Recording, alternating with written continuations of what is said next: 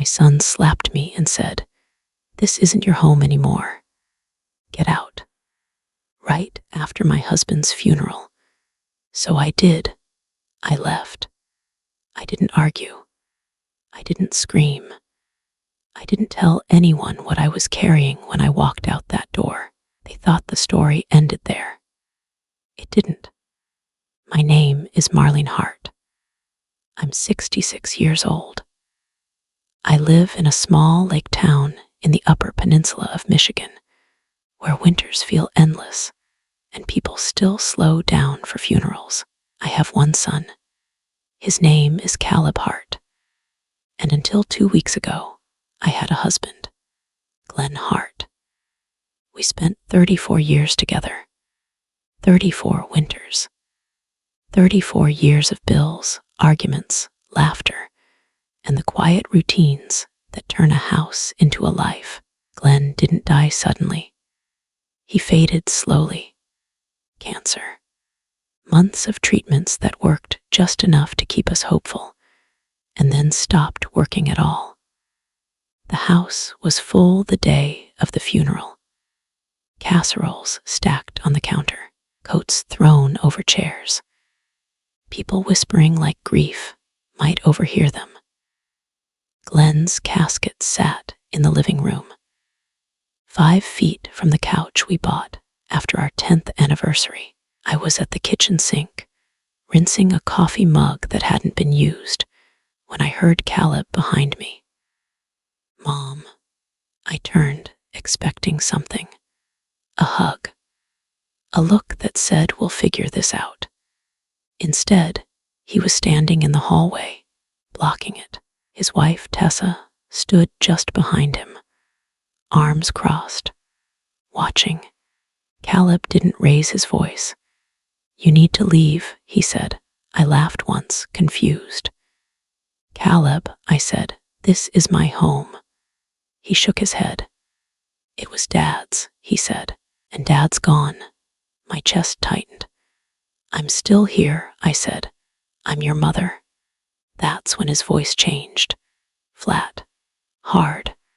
"I'm done pretending this is your place," he said. "Pack your things." I took a step toward him, and that's when he shoved me, not enough to knock me down, just enough to make sure I understood. I hit the wall. The room went silent. Tessa didn't say his name, didn't look shocked. She smiled, just slightly. "You heard him," she said. "This isn't your home anymore." Something inside me went quiet. I didn't cry. I didn't beg. I didn't remind him of scraped knees or late-night rides home or the tuition bills I covered when his father couldn't work. I just looked at my son. He couldn't hold my eyes. I walked to the small closet near the front door. My overnight bag was still there from the hospital. Glenn's final stay. I pulled it out. Caleb said, "Don't take anything that's not yours." I nodded. "I won't." I didn't take photo albums. I didn't take quilts. I didn't take Glenn's jackets. I took one thing. A thick folder. Tessa noticed. "What's that?" she asked. I said, "Paperwork." She waved it off. "That won't matter." I zipped the bag. The cold hit my face when I stepped outside. Snow had just started falling. Soft, quiet, kinder than the hands behind me. I walked down the driveway past the car Glenn, and I paid off together. Past the rose bush we planted on our 20th anniversary. No one followed. At the corner, I sat on a bench outside the gas station and called for a ride. A young clerk came out and looked at me. "Ma'am," he said gently, "are you okay?" I smiled and lied. "I just need somewhere warm for the night." He nodded. "There's a motel by the lake." The room smelled like old detergent and heater dust, but it was quiet. I sat on the edge of the bed and opened the folder. Inside were documents I hadn't shown anyone in years. Papers Glenn told me to keep quiet about. Papers he said not to share unless I had to. I stared at them for a long time. By morning, they would still think the locks had solved everything. We can't talk about the loan unless you're listed on it, ma'am. That's what the banker said when I slid my ID across the desk. It was 9:02 in the morning. Snow still clinging to my boots. Coffee untouched in my hand. I nodded like I'd expected that answer. I am listed on it, I said. The woman blinked. She turned her screen slightly, scrolled, paused. Oh, she said, you are. Her name was Darlene, late 40s. Kind eyes. The kind that soften when they recognize a familiar last name. I'm sorry about Glenn, she added quietly. Thank you, I said. I need to make a change. She leaned back. What kind of change? I took a breath. Not a dramatic one, just enough. I need to stop the automatic mortgage payments, effective immediately. Her fingers froze above the keyboard. Are you sure? She asked. That could create, I'm sure, I said. She hesitated, then asked gently, do you want to tell me what's going on? I shook my head. I just need you to do what the account allows. She nodded. Okay, let me verify something. She clicked again. You're a co-borrower, she said slowly, and a co-owner. I know, I said. Another pause. You're allowed to revoke payment authorization, she said, but once it's done, no one else can restart it without you. That's fine, I said. She studied my face, then typed. This will lock the account, she warned. No refinancing. No payment changes. No negotiations without your written consent. That's what I want, I said. She printed the form and slid it across the desk. I signed. It took less than 10 minutes. 10 minutes to undo what they thought was permanent. As I stood to leave, Darlene said softly, if you need copies of the loan file, I can prepare them. Yes, I said, please. She handed me a thick envelope with my name typed neatly on the front. I thanked her and walked out into the cold. By noon, Caleb had changed the locks. My cousin called to tell me. He said you left, she whispered. Said it was your decision. I laughed once. Of course he did. That afternoon, I moved into a small motel by the lake. Monthly rate. No questions. The receptionist slid the key toward me and said, you can pay weekly if that's easier. Thank you, I said. The room was plain, but quiet. That night, I ate soup out of the container and watched the snow fall through the window. My phone buzzed. A text from a neighbor. Saw moving boxes today. Everything okay? I typed back, I'm fine. I wasn't ready to explain. Around midnight, I opened the folder again. The mortgage statements, the deed, my name on every page, and the envelope Glenn gave me months before he died. I hadn't opened it then. I did now. Inside was a short letter. His handwriting is shaky, but clear. Marlene, if you're reading this, then something went wrong. I hope it never comes to this. But if it does, I need you to remember something. You built this life with me. You don't owe anyone your silence. There was more. Legal language. Calm, exact. A condition.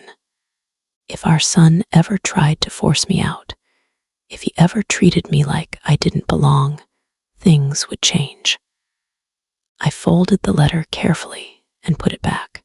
The next morning, I went to the pharmacy.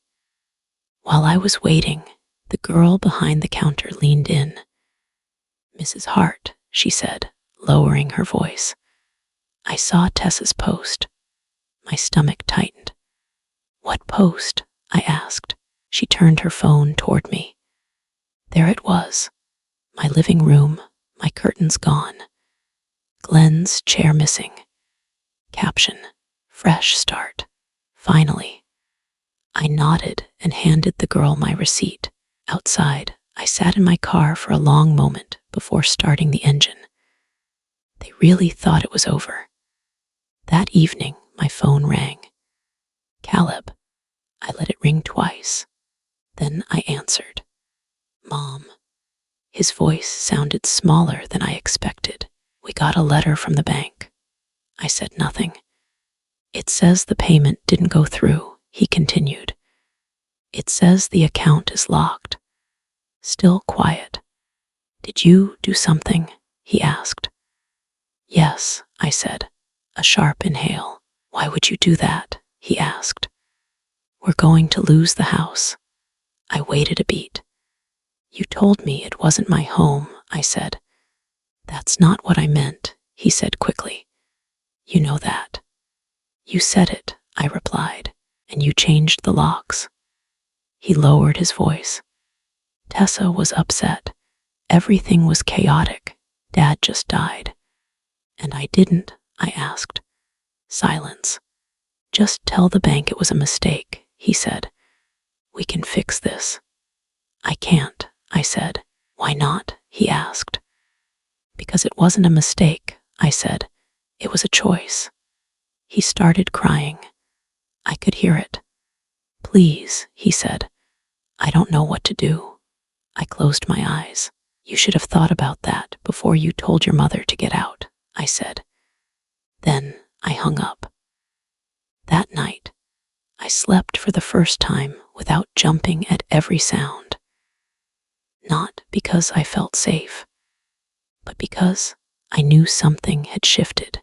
They still had the house, but they didn't have control anymore, and they were about to find out what that really meant. "You forfeited your claim the moment you told her to leave." That's what the lawyer said. Not angry, not dramatic, just factual. I heard it sitting across from Priya, the attorney Glenn trusted years ago. Same office, same desk, different reason. She flipped through the papers slowly. The deed, the mortgage, Glenn's letter.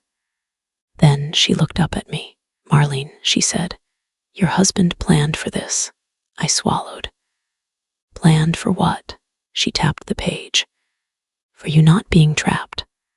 I leaned back in the chair. The room was quiet, except for the ticking clock. "There's a condition here," Priya said. "A very specific one." "What kind of condition?" I asked. She read it out loud.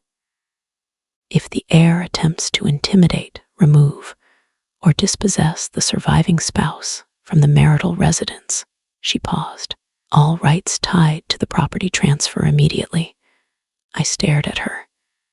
"You mean Caleb?" "Yes," she said. "Your son." My phone buzzed. I didn't look at it. Priya folded her hands. "Do you want to enforce this now or wait?" I asked. "What happens if I wait?" She didn't sugarcoat it. "He keeps acting like the house is his," she said. "And you keep being erased." I nodded slowly. "Okay," I said. "What's the first step?" She slid a form toward me. "We notify the bank and flag the estate," she said, quietly. "No announcements." "Will he find out?" I asked. "Yes," she said, eventually. Outside, the snow had turned to sleet. I pulled my coat tighter and walked to my car. Halfway home, my phone rang again. "Caleb," I answered. "Mom," he said fast. "We got another letter." "What kind?" I asked. "Default notice," he said. "It says foreclosure if we don't fix this." I didn't respond. Mom, please, he said. Tessa's freaking out. People are asking questions. You changed the locks, I said. That doesn't matter now, he snapped, then caught himself. I didn't mean. It mattered then, I said. He lowered his voice. We can make payments, he said. We just need access. You don't have it, I replied. Why? He asked. Why are you doing this to us? I said. Because you did it to me first. Silence. Then he said, You're really going to let us lose the house? I'm letting consequences happen, I said. That night, I saw the post. Tessa had uploaded another photo. New couch. White walls. Caption. Moving forward. I stared at it longer than I should have. Then I closed the app. The next morning, Priya called. I filed the notice, she said. The estate is frozen pending enforcement. What does that mean? I asked. It means Caleb can't touch anything, she said. Not the house, not the accounts. I exhaled. Also, she added, the bank acknowledged your authority. The loan stays locked. An hour later, my sister called. Did you know Caleb's asking around for a lawyer? She whispered. I assumed he would, I said. People are talking, she said. Some say you're being harsh. I laughed once. Funny, I said. No one talked when he pushed me out. That afternoon, there was a knock at my motel door. I opened it. Caleb stood there, tired, unshaven, holding a folded envelope. We need to talk, he said. I didn't invite him in. What do you want? I asked. He handed me the envelope. It's from our attorney, he said. They say I don't have standing. I glanced at it. That's correct, I said. He rubbed his face. Mom, this is getting out of hand. You pushed me, I said. That's when it got out of hand. He looked down. I didn't think you'd actually do something, he admitted. I tilted my head. That's the problem, I said. You thought I wouldn't. He looked up sharply. So what now? He asked. I met his eyes. Now, I said, you learn that quiet doesn't mean weak. He didn't respond. He just stood there, realizing something he should have known all along. The house wasn't slipping away. It was already gone. You're going to regret embarrassing us like this. That's what Tessa hissed across the table. Not privately, not quietly, in front of everyone. The family meeting was her idea. Neutral ground, she called it. My sister-in-law's living room, coffee brewing. Cookies laid out like this was a Sunday visit instead of a reckoning. I arrived late on purpose, coat still on, boots wet from the snow. Caleb was already seated, Tessa beside him, too straight, too calm, like they'd practiced. When I walked in, the room went quiet. Caleb looked relieved, like he thought this was the part where I softened. Tessa smiled. Tight. There she is, she said. We just want to talk this through. I didn't sit down. I set my tote bag on the table.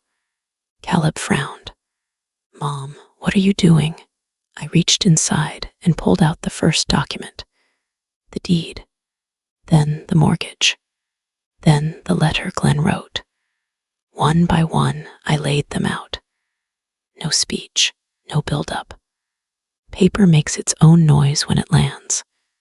Caleb stared. Tessa leaned forward. What is all this? Before I could answer, the front door opened. Priya walked in. Briefcase. Calm face.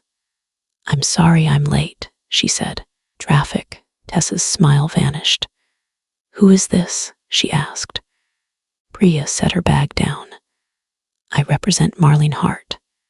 Caleb stood up. Wait, why do you need a lawyer? Priya didn't look at him. This meeting, she said, is no longer informal. She picked up Glenn's letter. This document was signed, witnessed, and notarized, she said. It includes a condition. Tessa laughed. A condition? On what? Priya looked directly at Caleb. On your behavior. The room shifted. Caleb swallowed. What are you talking about? Priya read it out loud.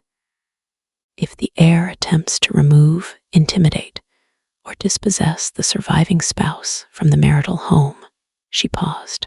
All rights to the property and related inheritance are forfeited. Silence. Someone coughed. Caleb shook his head. That's not real. Priya slid another paper toward him. It is, she said, and it's active. Tessa snapped. This is being taken out of context. Priya nodded. We expected that. She reached into her bag and pulled out a small recorder. Caleb's eyes widened. Priya pressed play. My son's voice filled the room. This isn't your home anymore. Get out. Then the sound of a shove, a sharp breath. Silence. No one spoke. Caleb's face drained of color. Tessa stood up. That's edited. Priya stopped the recording. It's time-stamped, she said, unaltered and already submitted. Caleb sank back into his chair. I didn't mean it, he whispered. I was angry. I was grieving. I finally spoke. You were confident, I said. That's different. He looked up at me. Mom, please, he said. We can fix this. Tessa cut in. This is cruel. You're doing this to punish us. Priya answered before I could. This isn't punishment, she said. It's enforcement. Caleb buried his face in his hands. I'm going to lose everything, he muttered. I leaned forward slightly. You already lost something, I said. You lost the right to decide for me. No one argued after that. The meeting ended quietly. No yelling. No slammed doors. Just the sound of people realizing they were wrong too late. That night, my phone rang. I didn't answer. Then another call. Then a knock. I opened the motel door. Caleb stood there in the hallway, soaked from the rain. Alone. I don't know where else to go, he said. I didn't invite him in. We're out of time, he said. The bank won't talk to me. The lawyer won't help. I crossed my arms. You should have thought about that, I said, before you decided I didn't belong. He nodded slowly. I made a mistake, he said. A big one. I looked at him. Yes, I said. You did. He waited. For forgiveness. For rescue. I closed the door gently. Behind it, my phone buzzed again. A notification from the bank. Final notice issued. The next move wouldn't be mine. And for the first time since Glenn died, that felt right. The house is no longer yours. It's been sold. That's what the voicemail said. Not from me, from the bank. I was standing in line at the grocery store when my phone buzzed. I didn't answer it. I didn't need to. Caleb called 3 times after that. Then Tessa, then a number I didn't recognize. I finished paying for my groceries and walked to my car. When I got home, there was a knock at the door. Not loud, not demanding, careful. I opened it. Caleb stood there, soaked through, eyes red. Tessa was behind him, holding her purse tight like it might disappear. Mom, Caleb said, voice cracking. Please. I didn't step aside. What do you want? I asked. He swallowed. The bank said the house. They said it's gone. I nodded. It is. Tessa's voice jumped in. You sold it. You sold our home, I corrected her. It was never yours. Caleb stared at me. Why would you do this? I didn't raise my voice. I didn't take the house, I said. I took my piece. He shook his head. Where are we supposed to go? I answered honestly. I don't know. Silence sat between us. Then Caleb did something I hadn't seen him do since he was a child. He sat down on the hallway carpet, right there, shoulders shaking. I was wrong, he said. I let her run things. I let myself forget. Tessa didn't speak. I looked at my son for a long moment. I forgive you, I said. He looked up, hope flashing. But I won't fix this for you, I added. That hope faded. I need you to understand something, I said. Love doesn't mean rescuing people from consequences. Caleb nodded slowly. Tessa finally spoke. You could have talked to us. I met her eyes. I did, I said. You just didn't listen. They left without another word. A week later, the sale finalized. I signed the papers at a small desk downtown. The buyer was a nonprofit. They help older women who get displaced. Women who are told they don't belong anymore. The woman across from me smiled and said, You're doing a good thing. I shrugged. I'm doing the right thing. That night, I packed what little I owned, not much.